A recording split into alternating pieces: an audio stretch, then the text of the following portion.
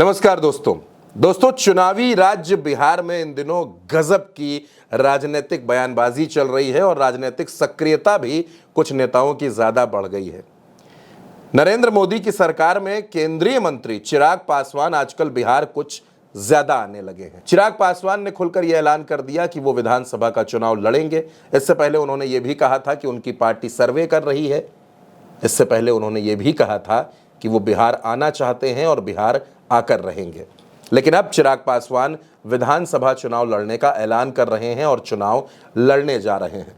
तो दूसरी तरफ उनकी पार्टी है LJP-R, जो चिराग पासवान को मुख्यमंत्री पद का चेहरा बताने पर जुटी हुई है। चिराग पासवान के तमाम पोस्टर्स भी लग रहे हैं। जाहिर सी बात है, उनकी पार्टी है, उनकी पार्टी के नेता अपने नेता को आगे बढ़ाएंगे, मुख्यमंत्री पद का दावेदार बताएंगे। लेकिन आखिर प्रशांत किशोर को ऐसा क्या हो गया है?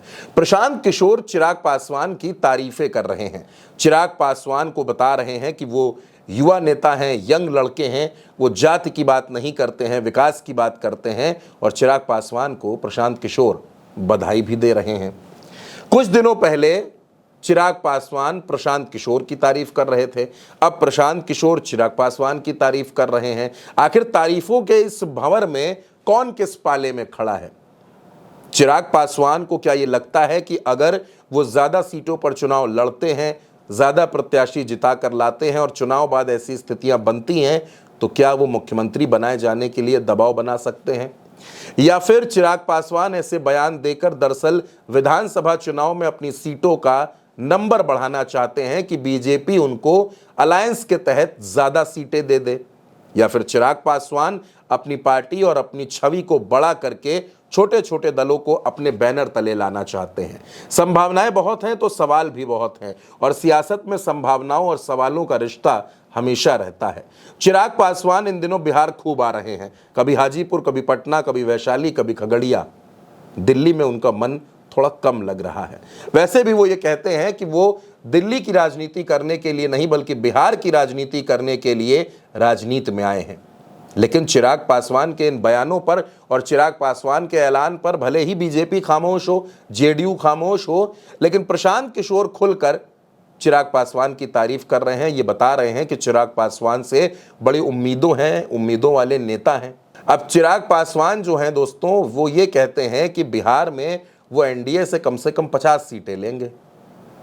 जीतन राम मांझी 40 सीटें मांग रहे हैं, नीतीश कुमार 120 सीटें मांग रहे हैं, बीजेपी 110 पर लड़ना चाहती है। मतलब मैं इस गणित में अक्सर उलझ जाता हूं कि या तो बिहार में विधानसभा की सीटें बढ़ा दी जाए और या फिर अलायंस से कुछ सहयोगियों की छुट्टी कर दी जाए। नीतीश कुमार और प्रधानमंत्री की जो भी एक हालिया रैली हुई 30 मई को विक्रमगंज में, वहां कुर्सियां खाली थी। खाली कुर्सियां देखकर नीतीश बाबू बड़े परेशान हो गए। उनको लगने लगा कि ये क्या हो रहा है। आपने देखा होगा दसियों बार प्रधानमंत्री के सामने हाथ जोड़ रहे थे, हाथ जोड़ते रहे, खाली कुर्सियां देखकर परेशान होते रहे, और जितने तब नहीं परेशान हुए, उससे ज्यादा परेशान तो उनको चिराग पासवान के बयानों ने कर दिया है। चिराग पासवान बार बार ये बयान दे रहे हैं कि भैया हम तो बिहार आएंगे, चुनाव लड़ेंगे विधानसभा का, और उनकी पार्टी के लोग कहते हैं कि चिराग पासवान को बड़ी जिम्मेदारी मिलनी चाहिए। उनकी पार्टी के लोग पोस्टर लगाकर कहते हैं कि चिराग पासवान पलायन रोक देंगे, चिराग पासवान स्वास्थ्य व्यवस्था बेहतर कर देंगे, चिराग पासवान शिक्षा की व्यवस्था बेहतर कर देंगे। तो सब कुछ अगर चिराग पासवान को करना है तो फिर नीतीश कुमार किस काम के लिए है? क्या भारतीय जनता पार्टी पिछले दरवाजे से चिराग पासवान का साथ दे रही है? और क्या प्रशांत किशोर से बयान दिलवाकर चिराग पासवान की इमेज को और बड़ा किया जा रहा है? आखिर ये कोशिश किसकी है, ये रणनीति किसकी है, ये जानना बेहद जरूरी है दोस्तों। तो चिराग पासवान पर प्रशांत किशोर क्यों डोरे डाल रहे हैं, क्यों तारीफ कर रहे हैं, इसके पीछे के मायने क्या हैं?